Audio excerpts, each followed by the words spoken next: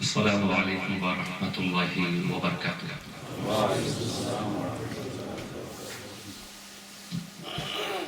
نحمده ونصلي على رسوله الكريم وبعد، فأعوذ بالله من الشيطان الرجيم، بسم الله الرحمن الرحيم، إن الله وملائكته يصلون على النبي يا أيها الذين آمنوا صلوا عليه وسلموا تسليما۔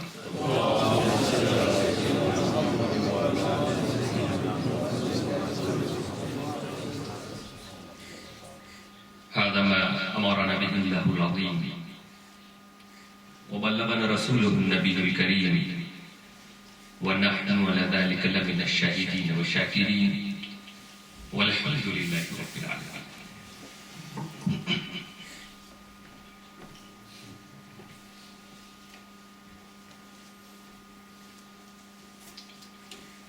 ہر نفس، ہر گھڑی اور ہر دم، ہر نفس، ہر گھڑی اور ہر دم پڑھتے رہیے درود مکرم، جانے کس وقت دم ٹوٹ جائے زندگی کا بھروسہ نہیں۔ ایک بار اور درود پاک کا نظارہ لیں۔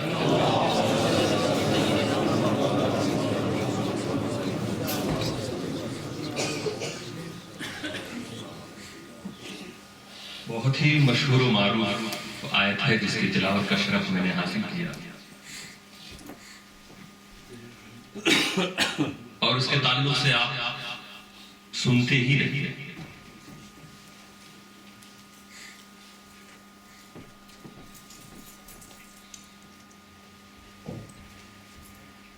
ان اللہ وملائکتہ یصلون علی النبی۔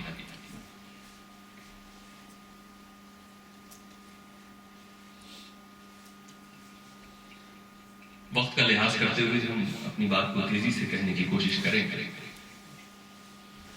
کہ ہم دیکھتے ہیں کہ ہر ذات اپنے اپنے طور پر الگ الگ کام کرتی نظر آتی ہے۔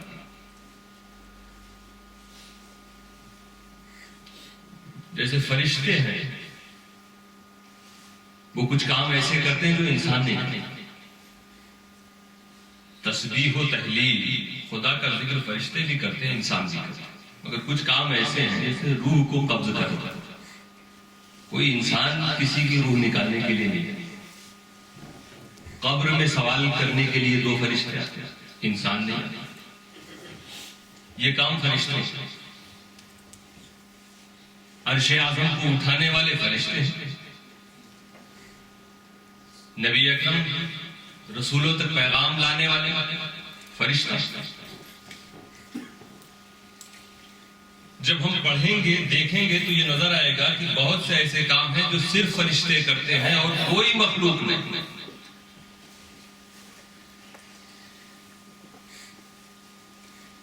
رب قدیر ہر کام اس کی مشیت اور اس کی مرضی سے ہی ہوتا ہے، مگر کچھ ایسے کام ہیں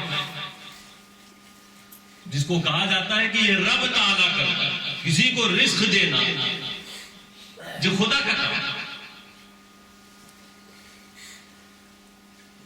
پانی کے نطفے کو مذکر یا مؤنث، میل یا فیمیل بنا دینا خدا کا کام ہے۔ بارش کا موسم نہیں ہے، بارش برس جائے، خدا کا کام ہے، انسان کا دخل نہیں سی۔ تو بہت سے ایسے کام ہوں گے کہ ہم یہ محسوس کریں گے، ہم دیکھیں گے کہ یہ خدا کا کام ہے۔ بہت سے ایسے کام ہیں جسے فرشتے کرتے نظر آ رہے ہیں خدا کے۔ بہت سے ایسے کام ہیں جو ہم انسان کرتے ہیں، ممبر پہ بیٹھ کے تقریر کرنا، مسجدوں میں آ کے نماز پڑھنا، دکانوں پر بیٹھنا، گاڑیاں چلانا، بزنس کرنا، گھومنا، شادی بیاہ کرنا، یہ انسانوں کا کام ہے۔ تو کچھ کام وہ جو خدا کر رہا ہے بہت سے کام وہ جو فرشتے کرتے نظر آئے، بہت سے کام وہ جو انسان کر رہے، تو ایک ایسا کام بھی ہونا چاہیے. رب نے یہ چاہا کہ ایک ایسا کام بھی ہو کہ جو میں بھی کروں، میرے فرشتے بھی کریں. ان اللہ و ملائکتہ یصلون علی النبی، میں اور میرے فرشتے تو کرتے ہیں. یا ایھا الذین آمنوا، ایمان والو تم بھی. یہ درود مقدس. جب نبی پر درود اور سلام بھیجنے کی بات آئی تو خدا نے حکم بعد میں دیا، پہلے یہ بتا دیا یہ وہ عظیم کام ہے، اسے ہلکا مت سمجھنا، اسے معمولی مت سمجھنا. یہ مجھے اتنا پسند ہے کہ تمہیں حکم دینے سے پہلے میں تم کو یہ بتا رہا ہوں کہ میں خود بھی مصطفیٰ پر درود بھیجتا ہوں. وہ فرشتے جو معصوم ہیں، جو ہر وقت خدا کے ذکر میں لگے ہوئے ہیں، خدا کی تسبیح میں لگے ہوئے ہیں، رب تعالیٰ انہیں بھی حکم دیتا ہے اور یہ اعلان فرما رہا ہے کہ میں ہی نہیں، میرے فرشتے بھی مصطفیٰ پر درود بھیج رہے ہیں. اتنی مقدس، اتنا مقدس حکم. اسی سے ہمیں درود کی اہمیت سمجھ میں آنی چاہیے. اب آپ دیکھیں، اب یہ ہے کیا معنی درود و سلام کا جو حکم ہے؟ سلام کا فائدہ کیا ہوگا؟ سلام سے کیا چیز ملتی ہے، اس پر ذرا توجہ ڈالیں. ہم اپنی زندگی میں دیکھیں تو روزمرہ کی زندگی میں تو ہم پائیں گے کہ سلام ہی کے ذریعے ہم کسی کی توجہ اپنی طرف کرتے ہیں. کسی سے تعلق بنانے کا ذریعہ سلام. ہم کسی سے اپنا کانٹیکٹ کرنا چاہتے ہیں، باقی رکھنا چاہتے ہیں، تو سلام ایک طریقہ. یہاں تک کہ اگر کوئی کبھی سلام پر توجہ نہ دے، مثال کے طور پہ کوئی شخص اپنے آفس یا اپنی شاپ پر بیٹھا ہے، کوئی سامنے سے گزرتا فٹ پاتھ سے اور گزرتے وقت یہ گزرنے والا کوئی غریب ہی انسان ہے، کہنے کو معمولی ہے، مگر وہ گزرتے وقت اس شاپ والے کو سلام ضرور کرتا. پہلے دن شاپ کے پاس آیا، اس نے سلام کیا، اور وہ جو بیٹھا تھا مالک، اس کے کان میں آواز تو گئی مگر اس نے نظر اٹھا کے دیکھا تک یہ گزرنے والا ہے. دوسرے دن پھر وہ آدمی گزرا، سلام کیا، پھر اس نے کوئی توجہ نہیں کی. تیسرے دن پھر گزرا، سلام اسی ٹائم جب آواز آئی تو اب تیسری مرتبہ کبھی ایسا ہوتا ہے کہ وہ آدمی نظر اٹھا کے دیکھتا ہے کون روز گزر کے سکتا. چوتھے دن یہ بھی ہو سکتا کہ سلام کرنے والا بغیر سلام کیے گزر جائے یا نہ گزرے، تو اس مالک کو انتظار رہے گا آخر یہ روزانہ کرنے والا سلام آج کہاں چلا. یہ بھی ہو سکتا چوتھے دن کہ اس نے جب سلام کیا تو صرف دیکھ نہیں رہا بلکہ مسکرا کے جواب بھی دے رہا، وعلیکم السلام. ایک سلام 4 الفابیٹ پر مشتمل ایک ورڈ، سین لام الف لام، 2 انجانوں کو قریب کرتا ہے. جو ایک دوسرے کے درمیان تعلق نہیں رکھنا چاہتے تھے، ان کے اندر تعلق پیدا کرتا. تو سلام یہ تعلق پیدا کرنے کا ایک ذریعہ، رابطہ بنانے کا ایک ذریعہ. تو سلام کے جو فائدے ہیں وہ تو ہیں. آیت کریمہ کی روشنی میں اگر ہم یہ دیکھیں تو گویا یہ آیت کریمہ یہ اعلان کر رہی ہے. یہ رب تعالیٰ فرماتا ہے ان اللہ و ملائکتہ یصلون علی النبی، کہ اے لوگو میری رحمت میرے فضل کا تعلق مصطفیٰ سے ہمیشہ بنا رہتا. خدا صلی اللہ علیہ وسلم بھیج رہا ہے، یعنی تعلق میری رحمت و فضل کا مصطفیٰ سے ہمیشہ بنا. ملائکتہ میرے فرشتے بھی ہمیشہ مصطفیٰ سے تعلق بنائے رکھتے ہیں. یا ایھا الذین آمنوا، اے ایمان والو تم بھی مصطفیٰ سے تعلق بنائے رکھو. تعلق بنانے کا الگ مت رہنا مصطفیٰ. یہ مت سمجھنا کہ آئے تھے دین اسلام کا پیغام دے کے چلے گئے، نہیں. تعلق بنائے رکھنا ہے، کیونکہ حکم ابھی بھی یہ 1400 سال پہلے یہ حکم نازل ہوا، اسی وقت ختم نہیں ہوئے. اس کے باوجود بڑا افسوس ہوتا ہے کہ جب کچھ انسان جنہیں عقل والا کہا جاتا ہے، عقل کے مالک کہلاتے ہیں، عبادت گزار نظر آتے ہیں، مگر سلام کے نام پہ پتہ نہیں کیوں ان کے دل میں ایک کھڑبڑی سی مچ جاتی ہے. آخر کیا ہے سلام سے نقصان کیا کہ جس کا حکم رب قدیر دے رہا ہے؟ رب کے فرشتے جس مصطفیٰ پر ہما وقت درود و سلام کا نذرانہ پیش کر رہے ہوں، تیرے مصطفیٰ کی امتی تجھے سلام بھیجنے میں کرے. یہ محفلیں نہیں ہونی چاہیے، سلام بند ہو جانا چاہیے، سلام نہیں پڑھا جانا چاہیے. ایسی بھی باتیں ہوتی ہیں. پڑھنے والوں کو کبھی بدعتی کہا جاتا ہے، بدعت کر رہے ہیں. اچھا بہرحال جہاں تک بند کرنے کا سوال ہے تو اب اس میں بھی دیکھ لیجیے آیت کریمہ کی روشنی میں کوئی چیز کب تک چلتی. آپ سے پوچھا جائے آپ کیا کرتے ہیں، اور کہہ دیجیے میں فلاں یونیورسٹی میں پڑھاتا ہوں، پروفیسر ہوں، لیکچرر ہوں، تو ہم سمجھ جائیں. آپ جو کہہ رہے ہیں میں پڑھاتا ہوں، تو اس کی ایک حد ہے. جب تک آپ ریٹائر نہیں ہوں گے تب تک پڑھاتے رہتے. ریٹائر ہونے کے بعد آپ کے پڑھانے کا سلسلہ ختم. مان لیجیے کوئی پرائیویٹلی پڑھاتا ہوں، وہ کہے میں پڑھاتا ہوں، تو ہم سمجھیں گے آپ پڑھاتے ہیں کہ میں پڑھاتا ہوں. اس کا مطلب یہ ہے کہ جب تک آپ زندہ ہیں پڑھائیں گے، موت آنے کے بعد آپ کی ٹیچنگ کا سلسلہ ختم. کوئی کہتا ہوں آپ کیا کرتے ہیں، میں تجارت کرتا ہوں. اچھا تجارت کرتے ہیں صاحب، اس کا مطلب جب تک آپ زندہ رہیں گے تجارت. زندگی کے بعد آپ کا بزنس ختم جو آپ کے ذریعے ہوگا. اسی سے ہم درود و سلام کی شان کرتے ہیں. درود و سلام مصطفیٰ پر بھیجنے والا وہ ہے جو کبھی ریٹائر نہیں ہوگا، وہ ہے جسے کبھی موت نہیں آئی، جو ہمیشہ کے لیے زندہ. تو اب مصطفیٰ پر درود و سلام ہمیشہ ہمیشہ. اس سے ہمیں معلوم ہو گیا کہ جب خدا درود و سلام بھیج رہا ہے تو کائنات کا کوئی ایسا نہیں جو اس سلسلے کو بند کر سکے. یہ وہ کام ہے جو کبھی بند ہونے والا ہے، کیونکہ بھیجنے والا وہ کبھی نہ بند ہوگا، نہ اس کے موت آئے گی، نہ وہ تھکے گا، نہ وہ سوئے گا. ان اللہ و ملائکہ، اسی رب تعالیٰ نے پہلے اپنے بارے میں بتایا. اہمیت بندوں کو معلوم ہو جائے کہ خدا بھیج رہا ہے، تم کیوں اعتراض کر رہے؟ اور ان اللہ قرآن کے شروع ہی میں کہہ دیا گیا سورہ فاتحہ کے بعد. جب قرآن کی ڈیٹیل شروع ہوئی، پورا قرآن سورہ فاتحہ میں، پھر اس کے بعد ہم ڈیٹیل دیکھتے ہیں تو الف لام میم سے شروع ہوتا ہے. الف لام میم کی مراد ہمیں نہیں ملی. اس کے بعد کیا آ رہا ہے وہاں سے وہ چیزیں جو ہم سمجھ گئے. وہ کیا؟ ذالک الکتاب لا ریب فیہ، یہ وہ کتاب جس میں کوئی شک نہیں، نو ڈاؤٹ. شروع ہی میں جب قرآن میں کہہ دیا گیا کہ اس میں کوئی شک نہیں، تو اب وہاں سے لے کے والناس تک آخری تک کوئی ایسا حرف نہیں ہوگا جس پر شک کیا.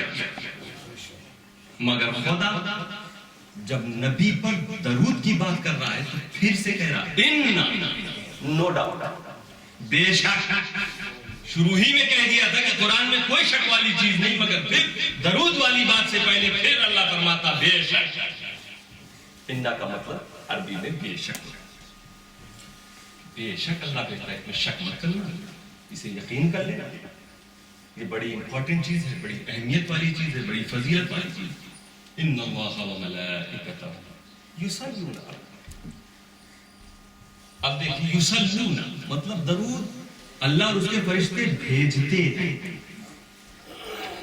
پھر حکم بندو یا ایھا الذین آمنوا، اے ایمان والو، صلو، تم بھی بھیجو. اب یہاں حکم صلو، اس میں ٹائم کی کوئی قید نہیں ہے کہ کس وقت بھیجو اور کس وقت مت بھیجو. کچھ لوگ کہتے ہیں نہیں اس ٹائم ہونا چاہیے، اس ٹائم نہیں ہونا چاہیے. ایسے بھی لوگ ہیں کہتے نہیں پڑھیے درود، مگر یہ نہیں کہ آپ آزان دینے سے پہلے درود بھیج رہے ہیں. یہ تو بدعت ہے. یہ سرکار کے زمانے میں نہیں ہوا، یہ صحابہ کے زمانے میں نہیں ہوا.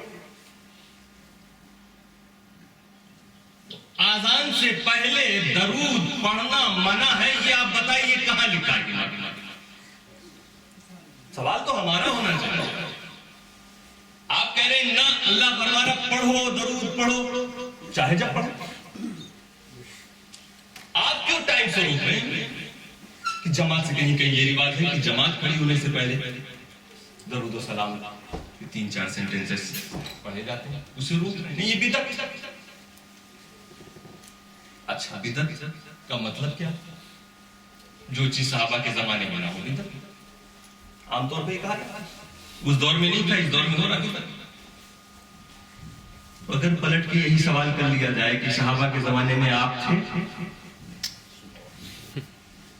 تو آپ بھی بدعت. بہت سی چیزیں ہیں دوستوں جو صحابہ کے زمانے میں نہیں، آج ہم اسے یوز کر رہے ہیں. کوئی صحابی کار پر بیٹھا تھا، آج ہم استعمال کر رہے ہیں مسجدوں میں، سبھی لوگ اسی سے ہیں. یہ ٹی جو ہم پی رہے ہیں کسی صحابی نے پی. ہمارے بڑے صدیق میں پان کھایا جاتا ہے. نبی اکرم صلی اللہ علیہ وسلم کے زمانے میں، صحابہ کے زمانے میں کہیں یہ ملتا کسی نے پان کھایا ہو؟ تو پان کھانا بدعت، چائے پینا بدعت. کیوں نہیں اس سے روکتے؟ آپ کے مدرسوں میں بھی جو استاد ہیں انہیں بھی ہر گھنٹے چائے چائے اس وقت نہیں نظر آتا کہ یہ صحابہ کے زمانے میں نہیں. یہ نہیں دیکھا جاتا کہ صحابہ کے زمانے میں کیا چیز تھی کیا نہیں. دیکھا یہ جائے گا کہ صحابہ نے کس چیز سے منع کیا. دیکھا یہ جائے گا کہ رسول کی کسی حدیث میں یہ حکم ہے کہ پان کھانا حرام. کہیں یہ ملتا ہے کہ چائے پینا حرام؟ قرآن کی کسی آیت میں ہے کہ چائے پینا حرام؟ نہیں. ہم رکیں گے ان چیزوں سے جس سے قرآن روک رہا، جس سے حدیث روک رہی. قرآن میں کہیں رکنے کا حکم نہیں چائے سے، تو ہم چائے پی رہے ہیں. قرآن میں کہیں منع نہیں ہے پان کھانا، ہم پان کھا رہے ہیں. اب وہی پوچھا کہ شراب کیوں نہیں پی رہے ہیں؟ قرآن نے منع کیا. جوا کیوں نہیں پی؟ قرآن نے منع کیا. ماں باپ کی نافرمانی نہیں کرنا ہے، کیوں؟ قرآن نے منع کیا. تو کیا کرنا کیا نہیں کرنا اس میں یہ دیکھا جاتا ہے کہ قرآن نے کس چیز سے روکا، حدیث نے کس چیز سے روکا، اس سے ہم رک جائیں. اور جس تعلق سے قرآن خاموش ہو، قرآن میں ویسے ہر چیز کی ڈیٹیل موجود ہے مگر بظاہر نہ ملے، قرآن میں اور حدیث میں اس کا حکم نہیں مل رہا، اسے آپ کر سکتے ہیں.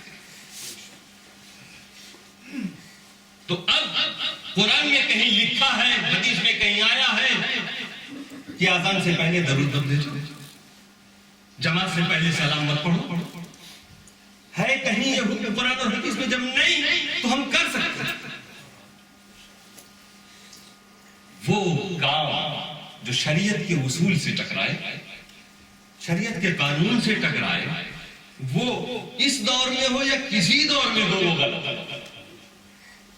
اور جو کام شریعت کے کسی قانون سے نہیں ٹکرا رہا ہے، صحابہ کے زمانے میں نہیں تھا، اس زمانے میں ہے، لیکن شریعت سے ٹکراؤ نہیں کر سکتے. اتنی آسان سی بات ہے، نہ جانے کیوں انہیں سمجھ میں نہیں آتی. ہم اس لیے ینگسٹر کے سامنے یہ بات رکھ رہے ہیں کہ ابھی آپ لوگ اس طرح کے لوگ ملو کہیں یہ بدعت، تو آپ فوراً ان سے کوشچن کیجیے بدعت ہے تو بتائیے کس حدیث میں لکھا ہے کہ میلاد منع ہے؟ قرآن کی کون سی آیت ہے جس میں لکھا ہے کہ بزرگان دین کا جشن منانا منع ہے؟ ایک لفظ وہ نہیں بول سکتے. صرف وہ کیا کہتے نظر آئیں گے اور آپ کو کبھی سمجھ میں بھی آ جائے گا. کبھی کسی صحابی نے کیا ایسا؟ سرکار کے زمانے میں ایسا ہوا؟ جلوس نکلتا تھا، حضور کے زمانے میں کہیں جلوس نکلا؟ صحابہ کے زمانے میں جلوس نہیں نکلا؟ کبھی لگے گا کہ ہاں نہیں نکلا تو اس دور میں بھی نہیں، یہ بھی نہیں۔ جلوس نکلنے میں شریعت کے کس قانون سے ٹکراؤ گا؟ جب ہمارا جلوس نکالنا شریعت کے کسی قانون کو اپوز نہیں کر رہا ہے تو جلوس نکالنا جائز ہے۔ یہی معنی اللہ تعالیٰ فرما رہا ہے، اے بندو میرے مصطفیٰ پر درود و سلام بھیجو، ٹائم کی کوئی قید نہیں۔ کیونکہ ٹائمنگ کی بات ہوتی تو بہت سی ایسی چیزیں ہیں جو اللہ نے حکم دیا اور اس کا ٹائم بھی بتا دیا۔ فرض روزے کا حکم دیا ہے تو یہ نہیں کہ جب چاہو فرض روزہ رکھو۔ رمضان کے تعلق سے قرآن میں بھی حکم آیا، فمن شہد منکم الشہر فلیصم، شہر سے مراد رمضان کا مہینہ، جو رمضان کا مہینہ پائے وہ روزہ رکھے۔ نماز کے تعلق سے 5 نماز کے بارے میں قرآن میں آیا، پھر حدیث میں ہمیں بتایا جا رہا ہے کہ وہ 5 کون کون سی ہیں؟ ظہر، عصر۔ ایسا نہیں کہ جب چاہو ظہر پڑھ لو، جب چاہو عصر پڑھ لو۔ تو رب قدیر نے ہمیں کچھ حکم ایسے بتائے ہیں، نازل کیے ہیں، جہاں ان کا وقت بھی بتایا ہے، اور جہاں وقت نہیں بتایا ہے تو جب چاہو کرو۔ جہاں صرف حکم ہے، ماں باپ کی فرما برداری کرو، یہ مطلب تھوڑی نہ کہ اس کا کوئی ٹائم ہے، صبح کرو، رات کرو، دوپہر کرو، شام کرو، اس ٹائم کرو، اس ٹائم نہ کرو۔ تو قرآن کوئی ٹائم نہیں بتا رہا، اور یہ کہتے نہیں اس ٹائم کرو، اس ٹائم نہ کرو، ایسے کرو، ایسے نہ کرو۔ تو بات ان کی غلط ہے، بات ہماری غلط ہے۔ ہم جب چاہیں گے، فرشتے اللہ تعالیٰ پر میں اور میرے فرشتے بھیجتے ہیں، کوئی ٹائم نہیں ہے، اتنی دیر بھیجتے ہیں کہ اتنی دیر میں۔ ایسے کتنے فرشتے ہیں جن کی ڈیوٹی مدینہ منورہ میں لگائی ہوئی، ان کا کام ہی نبی پر درود بھیجنا ہے۔ تو اس لیے یہ وہ چیز ہے، کبھی کبھی جمعہ میں ہم کو بڑی جلدی رہتی ہے، کچھ ہوتے ہیں پرابلم، لیکن کچھ ایسے بھی لوگ ہیں جن کو فرصت بھی ہے، وہ بھی سلام کو چھوڑ کے چلے جاتے ہیں۔ سوچئے کتنی عظیم نعمت کو آپ چھوڑ کے جا رہے ہیں، جس کا مطالبہ رب قدیر، اور جس کے تعلق سے جمعہ کی دن تو بڑی فضیلت ہے۔ نبی اکرم فرماتے ہیں، اکثر علی من الصلاۃ فی کل یوم الجمعہ، ہر جمعہ کو، ایوری فرائیڈے مجھ پر خوب درود بھیجا جائے، اکثر خوب کثیر تعداد۔ کیوں؟ فإن صلاة أمتي تعرض علي في كل يوم الجمعة، کیونکہ میری امت کا درود میری بارگاہ میں پیش کیا جاتا ہے ہر جمعہ۔ ابھی اس حدیث کے تعلق میں اور آگے والا ٹکڑا بھی بتاؤں تو پتہ چلا کہ ہمیں جہاں یہ محفل درود و سلام کی 5 منٹ 7 منٹ سے زیادہ لگتا کہاں، مگر کیا مقام مل رہا، کیا درجہ مل رہا جس سے ہم بھاگیں۔ اور ایسے ماحول میں جہاں روکنے والے موجود، تب تو ہمیں بالقصد پڑھنا ہے، تاکہ ہمارے وہ بچے، وہ آنے والی جنریشن، وہ سمجھے کہ یہ بھی بڑی ضروری چیز، وہ روکنے والوں کے شکنجے میں نہ ہو۔ ان اللہ و ملائکتہ یصلون علی النبی یا ایھا الذین آمنوا، اے ایمان والو، اللہ تعالیٰ فرما رہا ہے ایمان والو، صلو علیہ وسلم تسلیما، اے ایمان والو۔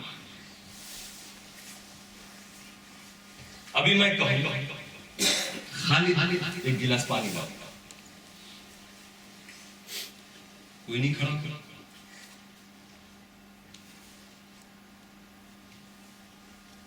میں نے دوبارہ کہا خالد ایک گلاس پانی لاؤ، اور ایک شخص کھڑا ہوا تو پانی دینے لگا۔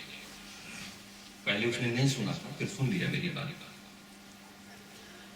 اب آپ کیا سمجھیں، کسی چیز کا آپ کو علم ہوا ہو یا نہ ہو، لیکن ایک چیز پتہ چل گئی کہ اس آدمی کا نام خالد ہے، بغیر بتایا کہ اس کا نام خالد ہے۔ اس نے آپ کو نہیں بتایا، آپ نے اس سے پوچھا نہیں، میں نے حکم دیا تھا، وہ بجا لا رہا ہے، وہ حکم کے لیے دوڑ پڑا، جانے والے بات سمجھ گئے یہ خالد ہے۔ یہی معاملہ ہے یا ایھا الذین آمنوا، اللہ تعالیٰ بلا تمثیل حکم دے رہا ہے، اے ایمان والو مصطفیٰ پر درود و سلام بھیجو۔ تو اب سمجھ لینا کہ جس مسجدوں میں، جن بستیوں میں مصطفیٰ پر درود و سلام بھیجا جائے وہ مومنوں کی مسجدیں ہیں، وہ مومنوں کی بستیاں ہیں۔ نعرہ تکبیر، نعرہ आजम है। मोमिन की पहचान हो गई दरूद सलाम पेश करना, खुदा के हुक्म की तामीर। इन्नल्लाह व मलाइकतहु, अल्लाह और उसके फरिश्ते नबी पर दरूद भेजते हैं। ईमान वालों, सल्लु अलैहि व सल्लिमु तस्लीमा, सल्लु अलैहि व सल्लिमु तस्लीमा। कभी कभी दरूद और सलाम में कहीं कहीं कुछ लोग दरूद पढ़िए, दरूद तो नमाज में पढ़ा जाता है, दरूद इब्राहिम की शक्ल, सलाम पर एक सलाम दरूद। तो आप देखिए रब्बे कदीर ने जब हुक्म दिया दरूद का भी, सल्लू का मतलब दरूद और सल्लिमू का मतलब सलाम, दोनों। सल्लु अलैहि व सल्लिमू, ए ईमान वालों दरूद भी भेजो और सलाम भी पेश करो। सलात पर इत्तिफाक है, इख्तिलाफ नहीं नजर आ रहा है, तो सल्लू बड़ा सिंपल अंदाज में, सल्लू दरूद भेजो। रब को मालूम है कुछ ऐसे लोग होंगे जो सलाम से रोकेंगे, इसीलिए सिर्फ सल्लिमू नहीं का, सल्लिमू तस्लीमा, उसको और प्रेस कर और जोर ताकीद के साथ सल्लिमू तस्लीमा। मफूल मुतलक इसी को उलमाए किराम जानते हैं। ये ईमान वालों दरूद भेजो, सल्लिमू तस्लीमा, और खूब सलाम भेजो। सल्लिमू तस्लीमा का मतलब ये हो गया खूब सलाम। तो इससे पता है चला कि दरूद और सलाम दोनों हमें कसरत से भेजना है। रब्बे कदीर अपने महबूब पर ये रहमत नाजिल फरमा रहा है, इनाम दे रहा है, फजल फरमा रहा है। उसकी रहमत मुतवज्जे है मुस्तफा सल्लल्लाहु अलैहि वसल्लम की तरफ तमाम। अल्लाह ताला दरूद भेज रहा है। अब आप कि मुस्तफा सल्लल्लाहु अलैहि वसल्लम सैयदुल अंबिया हैं। इंसानों में, मखलूकात में कोई भी उनके जैसा नहीं, उन्हीं की वजह से सारी कायनात पैदा की गई। वो बड़े मकाम वाले, वो बड़े मर्तबे वाले, अल्लाह ताला उन पर दरूद भेजा। क्या आम बंदों पर भी अल्लाह दरूद भेजता है? वो तो महबूब हैं, उनकी बात ही अलग है, लेकिन आम मुसलमान पर भी खुदा सलात भेजता है, दरूद भेजता है। दोस्तों अब यहाँ देख लो कि खुदा को अपने महबूब से इश्क कितना, इतनी मोहब्बत है मुस्तफा से खुदा। क्या आप पूछ रहे हो कि क्या आम मुसलमान पर खुदा एक मर्तबा दरूद भेजता है? कभी भेजता है? अरे एक मर्तबा और कभी की बात नहीं। मेरे मुस्तफा फरमाते हैं मन सल्ला अलैहि सलातन वाहिदा सल्लल्लाहु अलैहि अशरा सलावात, जो मुझ पर एक बार दरूद भेजेगा खुदा उस पर 10 बार दरूद। मशहूर हदीस है जो आप सुनते हैं, मगर आप सोचिए 10 बार किसके सत्ते में, किसके तुफैल? खुदा की सलात हमारी तरफ मुतवज्जे, मुस्तफा के सत्ते है। शर्त है कि मुस्तफा पर दरूद भेजो, तुम एक बार भेजो कि खुदा 10 बार। आसान नहीं है गुनाहों को मिटाना इस दौर में। गुनाहों से शराबो लो, हम नहीं देख सकते हैं कब्र में क्या अहवाल है, क्या गुजर रही है उन पर, मगर दोस्तों जो गुनाहों को मिटा दे वो चीज है दरूद। कि उसी हदीस के आगे है कि जो मुस्तफा पर एक बार दरूद भेजे खुदा उस पर 10 बार दरूद भेजता। सिर्फ यही नहीं, वयहुत्तु अन्हु बिहा अशरा सय्यात, और इस एक दरूद के बदले अल्लाह ताला उसकी 10 बुराइयों को मिटा देगा। 10 बुराइयों को मिटाना ही नहीं, वरफ़अु बिहा अशरा दरजात, और एक दरूद के बदले 10 दर्जे उसको बुलंद कर देगा। बुलंदी और रिफत खुदा दे रहा है, और एक दरूद के बदले 10। बाबा से बुलंद दिफा के मतलब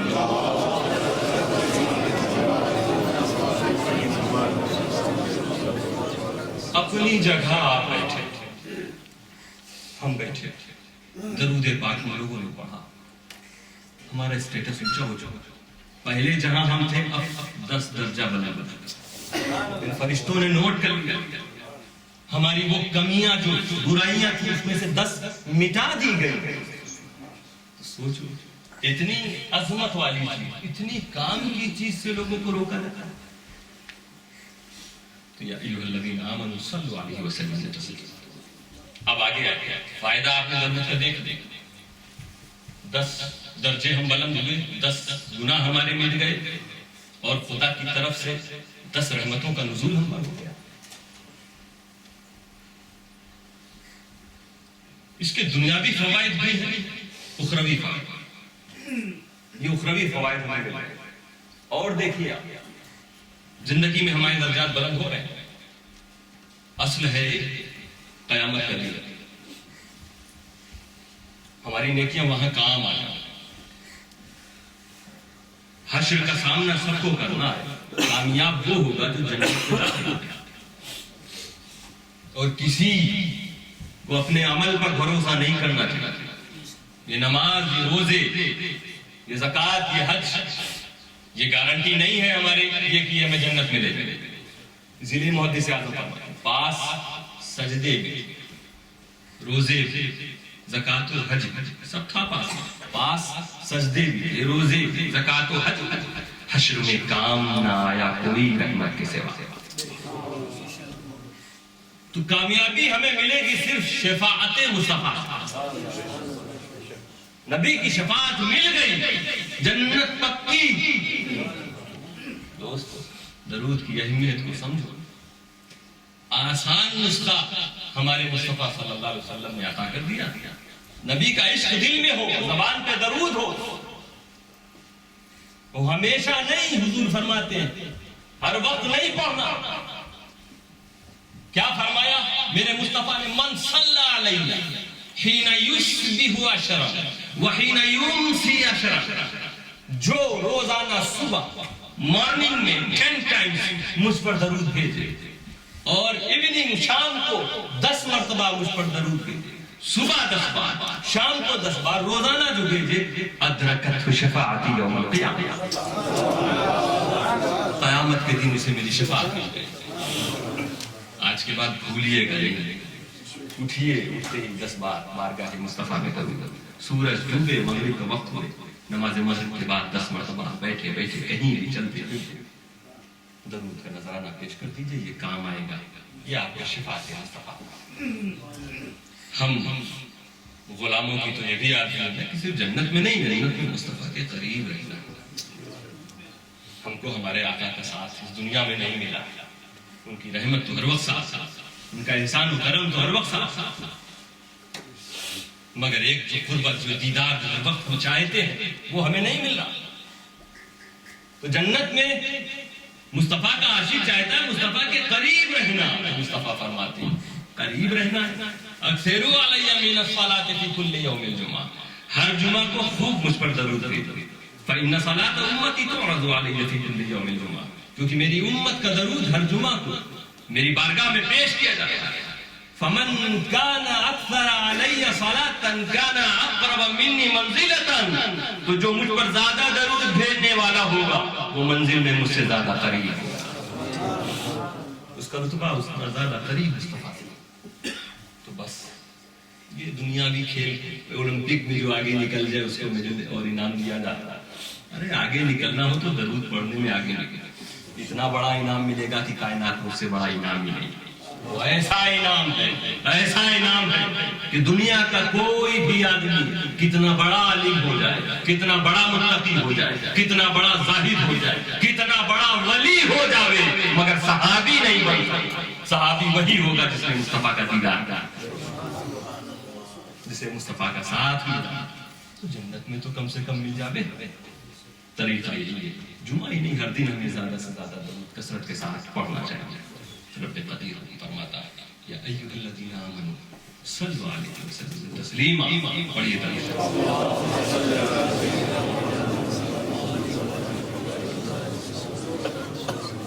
اب کچھ روایتوں ہیں جو ہمارے روزمرہ کی مشکلات کا حل. ہم کبھی کوئی چیز کہیں رکھ کے بھول جاتے ہیں.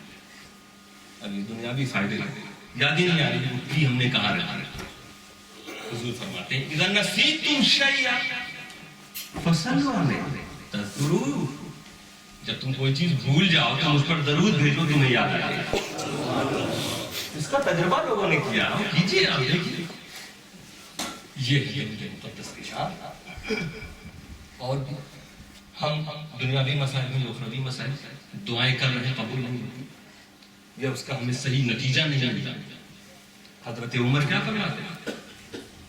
ان الدعاء موقوف بین السماء والارض.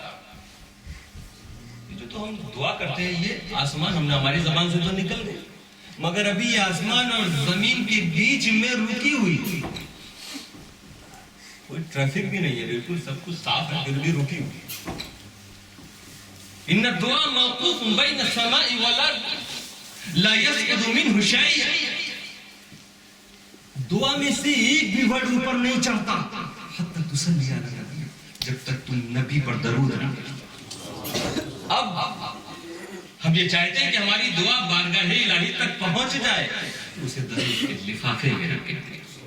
شروع میں درود پڑھ دو، آخری میں درود پڑھ دو، بیچ میں جو آپ کے مطالبات ہیں، جو آپ کے مسائل ہیں، جو آپ کی دعائیں ہیں، جو التجائیں ہیں، بیچ میں اسے ذکر کر لو، فرشتے اسے لے جائیں.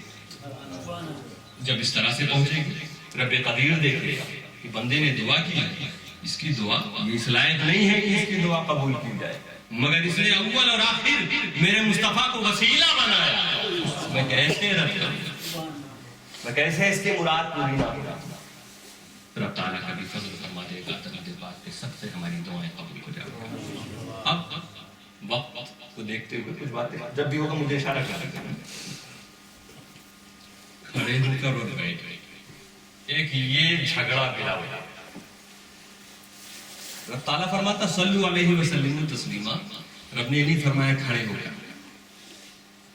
اور رب نے یہ بھی نہیں کہا کہ بیٹھ گئے. جیسے ٹائم نہیں ہے، ویسے کوئی کنڈیشن بھی نہیں بتائی گئی کہ کھڑے ہو کر، لیٹ کر یا بیٹھ کر، جس کو جیسے اچھا لگے، جس کو جیسا مناسب لگے. ہم اسکول، کالج اور یونیورسٹی میں کھڑے ہو جاتے ہیں اپنے استاذ کے لیے. کیوں؟ ہمیں اچھا نہیں لگتا کہ ہم کو پڑھانے والا آئے اور ہم بیٹھے رہے. یہ ادب کے خلاف ہے. تو وہ جس نے ہمیں خدا کی پہچان کرائی، وہ مصطفیٰ جنہوں نے ہمیں جہنم سے بچایا ہو، جو خود فرماتے ہیں انما بعثت معلما، میں معلم، میں ٹیچر بنا کر بھیجا گیا. جو ساری کائنات کا ٹیچر ہو، اس کے لیے کھڑے ہونے میں کیا کیا؟ کھڑا ہونا ایک ادب تو ہے نا. اسے تو مانتے ہو کہ کھڑے ہونے میں ادب ہے. اسے شرک کیسے کچھ لوگ کہہ رہے ہیں؟ شرک کا تو مطلب ہوتا ہے کہ اللہ کے علاوہ کسی اور کو خدا ماننا، کسی اور کو خدا مان لے، یہ شرک. کوئی ٹیچر کے لیے کھڑا ہوا تو ٹیچر کو خدا نہیں مانا اس نے. خدا مان کے اگر کھڑا ہو جاوے تو یقیناً شرک ہے. اگر مسلمان تھا، خدا نہ کرے پھر دائرہ اسلام سے اٹھا نہیں، تو ٹیچر کو یہ نہیں ہے تو اس کی کوئی بھی دنیا میں ہم آپ کسی کو ریسپیکٹ دیتے ہیں تو خدا سمجھ کے نہیں. یہ کیا بات ہے کہ جہاں نبی کو ریسپیکٹ دینے کی بات آتی ہے تو کچھ لوگ کہتے ہیں یہ شرک. کبھی آپ نوجوانوں سے اس طرح کی بات آئے، آپ کلیئر خود کیجیے. وہ مسائل ہیں جس کی وجہ سے نہ جانے کتنے ہمارے نوجوانوں کو بہکا دیا گیا، کیونکہ انہیں اصلیت نہیں معلوم، ان کو صحیح معلومات نہیں دی گئی. صرف بتا دیا صحابہ کے زمانے میں یہ نہیں ہے، یہ نہیں کیا جائے گا، کھڑے ہو کے نہیں پڑھا جائے گا. ارے کیوں؟ ہم ضد نہیں کرتے کہ کھڑے ہو کر ہی پڑھیں. ہم یہ کہتے ہیں کہ ہمیں ادب زیادہ نظر آتا ہے جب ہم کھڑے ہو کر پڑھیں.